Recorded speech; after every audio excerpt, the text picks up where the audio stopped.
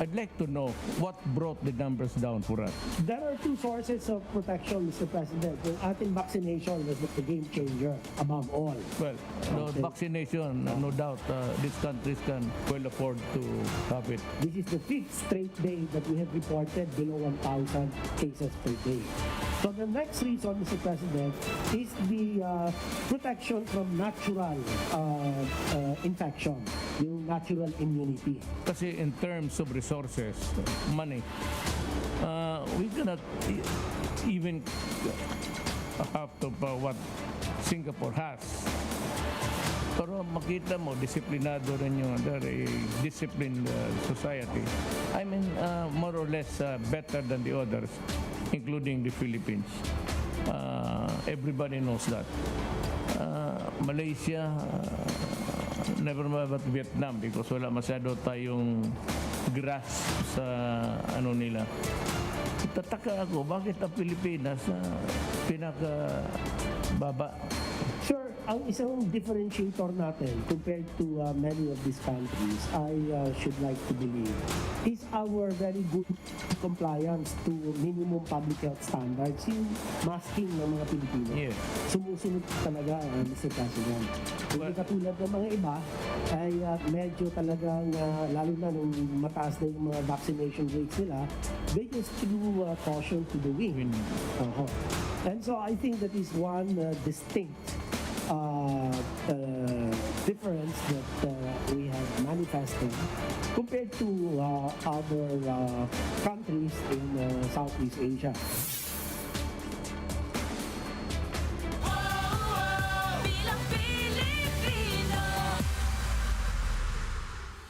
The News Day continues here on One News Now. I'm Charles Lejano.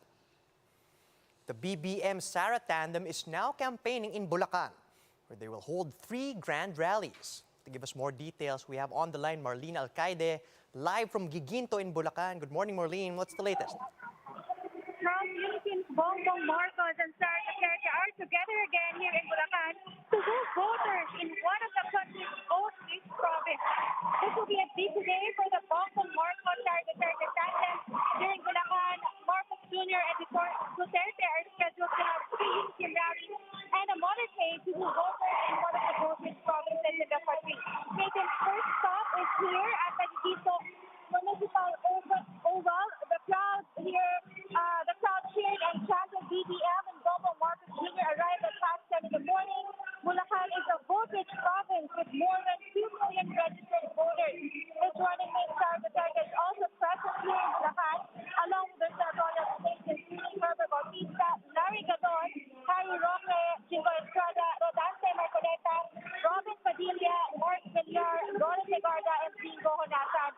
After the campaign rally here in GUIGUINTO, the tandem will go straight to Mindanao, Bulacan for another event. Charles, right now, performer rapper Andrew E. is performing here on the stage, and then this afternoon, Unity will have a short caravan going to their last stop for today in Barangay Santa Clara, Santa Maria, Bulacan. Charles? Thanks for that, Marlene. That was Marlene Alcaide reporting live from Bulacan. Presidential candidate and Vice President Leni Robredo will hold a campaign rally in Surigao City later today. But before that, she'll be in Tandag City, Surigao del Sur, to meet with various sectoral groups. And after her campaign rally, Robredo will also be meeting with Bishop Antoneto Cabahog at his residence in Surigao City. President Duterte says the country must honor its commitment to China and the joint development of resources in Recto Bank.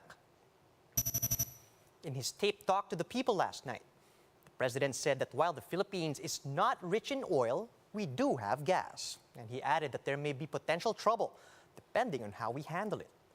He alluded that somebody wants to take over the Recto Bank exploration, which China is opposing. And recall that in 2018, the Philippines and China created a memorandum of understanding that they will cooperate on exploring any oil and gas resources in the West Philippine Sea.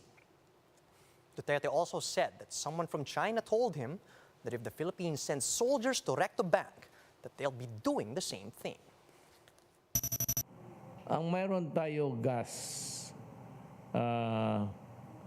Pero yan ang bantayan natin because there is a potential trouble there regarding how we would handle it. Pinaalaala sa akin from China, sabi niya, di ba may usapan tayo na joint development yung sa rectory sa Rectobank, yung original contracts natin, sundin natin.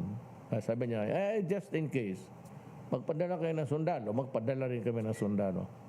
So, alam mo, yan ang iniiwasan ko noon pa eh.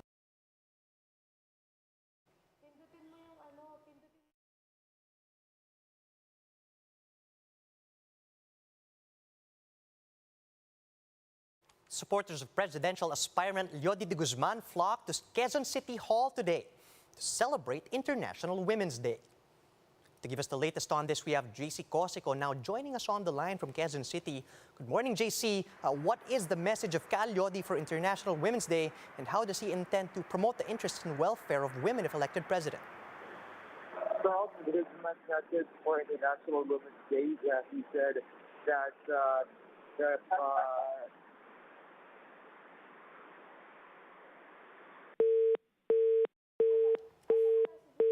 All right, we're going to try to circle back to JC again in just a little bit. Meanwhile, here's a quick look at some of today's headlines. Another round of oil price hikes take effect today.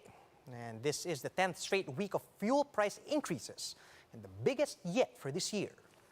The Philippine government has now ordered the mandatory evacuation of Filipinos in Ukraine, as the DFA categorizes the crisis situation to alert level 4. And parts of Mindanao continue to experience flooding because of the low pressure area down south.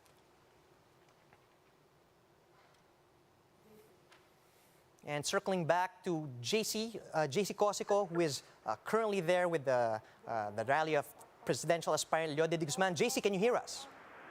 yes, Charles de Guzman underscored the importance of promoting the welfare and the rights of women on his message for the International Women's Day. Now, he said that there should be equal treatment and equal salaries, wages for women for celebration or in celebration of International Women's Day. Charles.